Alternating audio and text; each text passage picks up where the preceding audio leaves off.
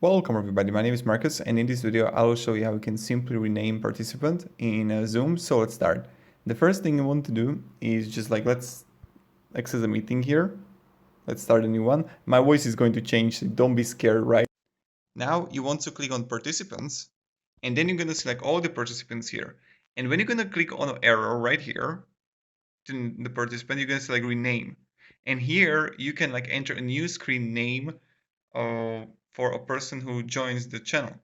And you can just write here like CEO or SFO, like whatever, CMO, or if you want to bully someone, you can make fun of someone, but don't do that, okay? Like they can kick you out of your corporate job or from your school, so don't do that, okay? Don't bully. It's bad, but it just came to my mind, right?